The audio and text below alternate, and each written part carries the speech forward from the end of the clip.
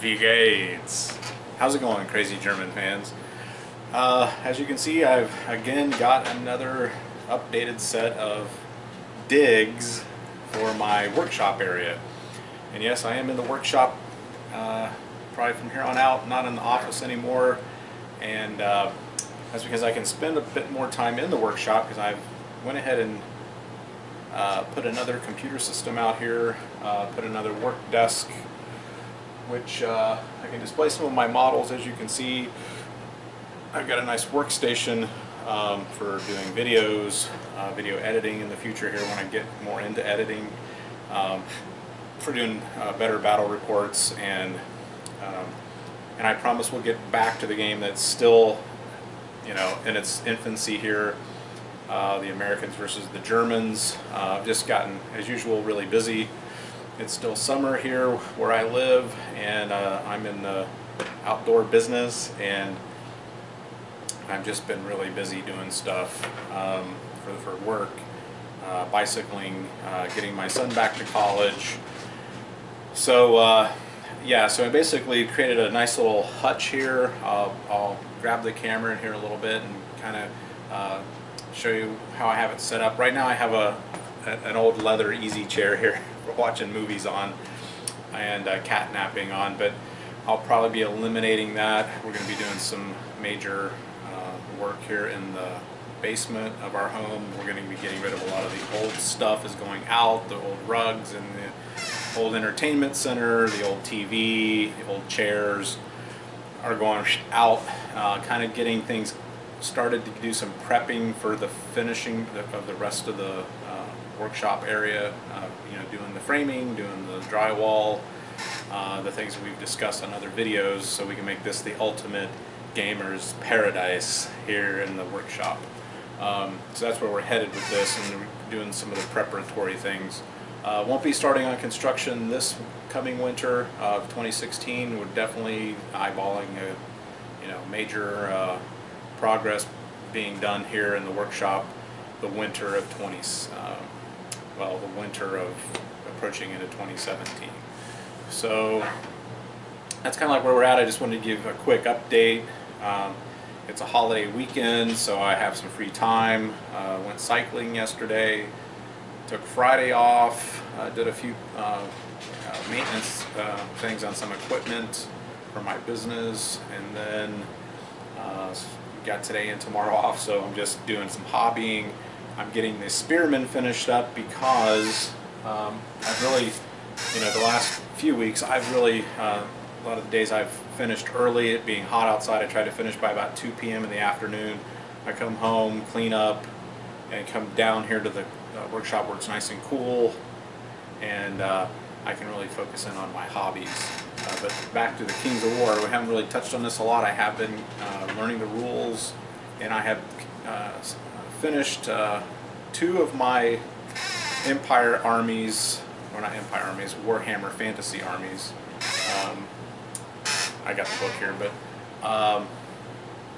converting those. And what do you mean converting? Well, this is an important topic here, in that when I started getting into the rule book, I stumbled onto a new gaming phenomenon that's it's really the future. And you know, Warhammer kind of touches on this a little bit with the way they do their units, but it's called multi-basing.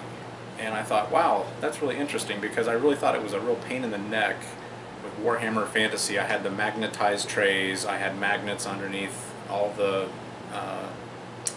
what would you call it, inch by inch, you know, Warhammer Fantasy bases, and then ranking the units up into these mass, you know, infantry stands for forming up units.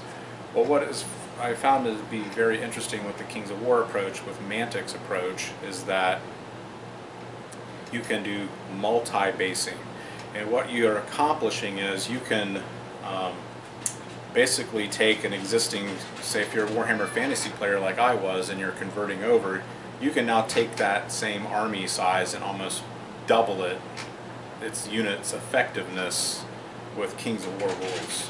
And they do that by focusing the game not on individual models but on units. And I'm going to show you an example here of 2 units I've got finished, which is the final unit that I'm converting, and that is my Empire Army for Fantasy. Now this is considered a unit stand for a regiment. So this has 4 models on it. It's all in one stand, as you can see. I've made the base out of Luan, and we'll get to that in a minute. We'll come over to the other part of the workshop and I'll show you where I've been making the stands for these new units. So it was kind of a difficult decision, not really difficult, but it was kind of, I basically had to pull all of the bases off of these Warhammer Fantasy models. And here's the gunmen, a gun crew, and this is also another regiment. Again, if these were both the same units, I could combine these two and they become a horde, right?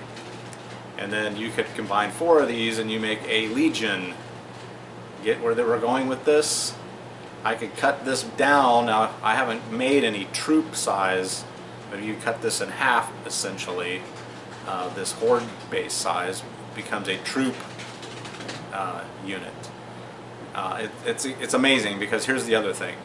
You see here on the base, you can create little mini dioramas this way. So I've put some rocks there, I've got some grass, I'm going to be picking up some other things like fences and things that you can literally make little mini dioramas. This is amazing. So where I'm going with this is, you have this unit, and now I've got 10 models that are now worth basically 20. So this represents a horde of, or a regiment, I'm sorry, a regiment of 20 units. Okay, now those of you out there that have been playing this for a while will say, oh, that's not tournament standard, because technically if you were to take this army to tournament, the minimum model count on a regiment is 11, okay, for dudes, not for cavalry units. You can look online at Mantic's website. They have tournament specifics for representing these. So my thought is, at this point I'm not planning on going on any tournaments. This actually, I only had 10 models initially for this unit, so it's become a unit that represents 20, like I said, but it's not tournament ready. So what will I do? If I do want to take this to tournament, well, I'll just put another model on here and it'll be tournament legal. I would contact the tournament you're going to, and honestly, I don't think they're going to be that strict with it. I think everyone that plays the game knows, based on this base size, that this is a regiment. Okay? You may call and they may say, no, we're very strict on minimum model count. A regiment of infantry needs to be 11 models, minimum model count. But still, under the old fantasy, you know, you would have had to have a pile of those guys. You'd have to have all 20 guys on there. Obviously, they wanted you to buy more models. Mantic has gone the way that we've been talking about on this channel, guys, and that is, how can we get more people into these games and having fun with strategy games and not break your bank account, okay? And this is a great way to do it. The other thing that Ronnie at Mantic, and you don't have to be Mantic models. We'll get into that into another video. There's a whole controversy out there whether the quality of the Mantic models is up to par. Some of their newer models apparently are better than some of the older models that they were putting out. I haven't purchased any yet. I'm planning on buying a battle box sometime this winter. I'm thinking about what my next army is going to be. So when I'm done with, now that I'm basically done with this rebasing, I have 3 armies. I have my Beastmen, which is now the herd. I have my elves, and I have my Empire Army, which is the Kingdom of Men under the Mantic rules. So the rule set is compatible in converting your models over, and I'll show you another book I picked up over here on the other gaming table where I have my test battle going on with the Mantic rules that have expanded the armies that they have created that you can convert from Warhammer Fantasy. But what I'm getting to is you can go purchase models from other companies. I've seen videos online where, you know, guys are buying elephants and creating element regiments, you know, all kinds of cool stuff, lions. You have an army that's basically beasts and things that you can use. I'm kind of leaning towards making an undead army. That's kind of like where I'm looking at right now. It's kind of appealing to me, doing some mass zombie units, and again, being able with the multi-basing to create like little dioramas. That's really appealing to me because I am also a modeler building models, as you can see in the background here. So not only just making mass little troops and painting them, which is, let's face it, kind of a pain in the neck sometimes because it seems like it takes forever. I've been working on this Spearman army. It seems like for the last 2 years it's just sat, and I dabble at it and then it sits, and I dabble at it and it sits. So this has helped reinvigorate me into fantasy. I've always been drawn to fantasy because of my Dungeons and Dragons background, and being able at some point when we finish the workshop off into the ultimate gaming den and me forming a small gaming group, I'd really like to have, we're going to probably end up having an area over here where we play Dungeons and Dragons. The big gaming table is going to end up going in a larger area so we can get more people to play around it. This little hutch that I'm currently playing in is probably going to end up becoming a smaller gaming area for role-playing, or planning sessions and things like that is kind of where I'm going with this. It's great for right now. I love playing over here, but I think if I'm bringing down 4 or 5 people on a Sunday afternoon, we're going to need just a little bit larger area, and I think the main gaming table will end up being down where I have the fantasy table right now. That will be the main gaming area, and we'll also have a 60-inch flat screen and some chairs over there, comfortable chairs to sit in for those who aren't gaming. I'm going to pop in a good movie, maybe play some pinball, or possibly even hit the wet bar. And it will be adequately stocked with craft beers. And speaking of craft beers, today's beer, Dirty Bastard. It's by Founders, the brewery, and it's really good. If you can get it in your area, I highly recommend. See if you can get it online and get it shipped to you. It's a Scottish ale, very good, highly recommend. Alright, now back to hobbying. So yeah, the Kings of War thing is moving. We'll break off the camera off the tripod here. I'll take you over here and show you the Luon that I'm cutting, which I really like working with. You do have to sand the edges. I use a palm sander. A lot of guys are just using I guess would be like the Luon, a 1/4 inch MDF. That's good material. I had a couple of sheets of Luon out in my other workshop. And I've been using it to make tree stands. It works excellent for that. It's just a material I like. It's more like a plyboard. I think it's more sturdy. The MDF, if you get it wet, it can warp. Like if if you're not prepping the MDF properly, your white glue, or when I do the grass, it can warp. So if you're going to use MDF board, and the thing I have seen is, and I still did this with the Luon, I painted both sides with a satin flat black, a couple coats so that it seals the wood, and then because this is all white glue holding this on, so you can see that it sticks really well. And I just use a large Tupperware container full of flocking, and I just mix different colors together so it's more realistic. I want to pick up some little yellow so it looks like little dandelions or little weeds. I've got some red in here already, so something that I'm going to be developing further. What else before we go over here to the workshop and I show you the other stuff? That's essentially it. I wanted to show you this unit I'm kind of working on here for my Empire. It's my cannon unit, and the 3 dudes that will be on it. They're turning out pretty good. And you see I haven't pulled the bases off of these yet, but and we can get some more light on the subject here, so you can kind of see where we're going with this. You got the rammer, you got the guy with the cannonball, and if I can pick up some old Games Workshop models, I'll probably still use Games Workshop models. I can pick them up on Craigslist or eBay or something for cheap because the detailing on them is so good. So we'll be finding out, and we'll be doing a review on that this this winter when I do buy some Mantic models.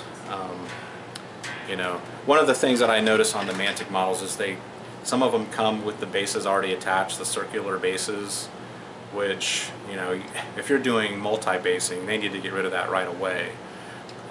If you're going to multi-base your units, which I would suspect most people are, because it makes the game more cost-effective, and it's better for the modeling. You don't need the bases.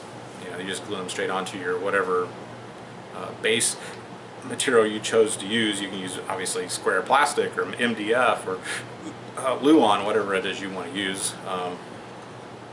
and you can go that route. So there's that. So I got my cannon unit, and then when I finish the spearmen here, they'll be they're going to end up making two regiments. So out of the troops I have, so I'm kind of excited about that. That'll give me 3 King's War armies. Transport. You know, a lot of guys, oh, well, how would you transport these? Because I had the individual, you know, I've got the nice pricey custom battle foam bag. So what I'm going to do is I'm actually going to make platforms, okay, with little like legs that will create almost like individual layers in my bag, or you can still just put these and then put another basically a stand on top of it that I'm going to make probably out of some lightweight wood, probably utilizing Luan, and you maybe like pine, you know, 1/2 inch by 1/2 inch rods, you know, screw them together with wood glue and whatnot so they're nice and sturdy. Maybe make a series of legs, and it will end up making a platform that will go on this, and then I'll do another group and then another platform, and it will work perfectly. That way you don't even have to do, you know, pulling them all out of the bag and putting them on this thing, on the magnetic carrier. It was just a complete nightmare. This is pick up the unit, you don't take the unit off unless it's routed, it's destroyed, or, you know, you whittle the unit down. And the nice thing is you can use use counters. You can just use a 10-sided dice to indicate the number of wounds that are on the unit. You can even put the dice on the base. You can put the dice behind it. I like to put the dice on the base as a wound indicator. They sell wound indicators that you can put on here or put behind the unit. Whichever way you want to do, you can use note paper or whatever it is you want to use. Excellent idea, excellent way of going about doing mass infantry battles. So it really works out really well. All right, well, we'll shut down here for a second. I'm going to show you what I'm painting over here real quick. We're still, you know, got the Germans versus Americans battle is in stasis. It's right where it was. I do believe it was the Americans move next turn, and we'll see how that game plays out. Now those are 2 lists that I am trialing for tournament, so I'm trying to work through strict list rules and whatnot so that we have our ducks in a row when we go to the tournament. All right. Okay, so here we're at the paint station. You can see I made a bit more progress on the spearmen. I've got at least 3 more colors. We're pretty much down to the fine detailing. The bases are going to need to be pulled off. I'm getting in the process here today, this afternoon, cutting some more bases so that we can start prepping the bases with black. You see what I like to use is the little cheap little paint trays. You can pick these up at a Hobby Lobby. Some hobby shops will carry them. You can order them online for cheap. They come in a whole package. I just, once the paint dries, or you can, put them in a sink before the paint dries, but you just soak them in some hot soapy water, and that paint comes right off. The trays are reusable, which is nice, and it's easy to mix into these areas. So, getting progress on the Americans for my next diorama. We got the flesh, and the tank is basically completed. Maybe a little bit more fine detailing, but you can see it's pretty well done. It's been weathered. We've got the mud on there. I'll probably do another light dry brushing of a little bit darker mud color, a blackish mud, just to kind of bring out the highlights and the tracks. So it's not completely done, but it is almost all the way there. So that's what we're working at here on the paint desk. I usually keep 2 glasses of water, one for a pre-rinse and then one for a final rinse. And then I can also use the final rinse water, and I use my dropper. And I usually like to thin the paint down a little bit. Usually it's not thin enough out of the bottle, so, and I like to use the Vallejo. I've been switching over to Vallejo for the last couple years, for those of you that have been watching. Keep my paint brushes handy, spare little tools, and lots of spare paintbrushes ready to go that are brand new. So that's basically where we're at on the paint desk. Now we're going to go over here to the little station I set up for measuring and cutting the Luan. You can see I just use basically a small rotary saw. I guess you would call it a jigsaw. That's an old school Black & Decker jigsaw I've had for years and years. And just measure out the bases with a ruler and pencil, and cut, and then use the palm sander. So that's the way to do it. Works really well. Come over here. Here's our battlefield for the Kings of War. And you can see my ex-Beastmen, which are now the Herd. I didn't base my Minotaurs. I just didn't feel I needed to. There's only 3 of them. And I got my large beasts and the Beastmen, the Beastigors, that are now the Herd. And I'll show you the book that I got that converts my Beastmen. You can see they turn out really well. I really like how this new multi-basing, I've got the rocks and everything on that unit. It really turned out pretty well, I think.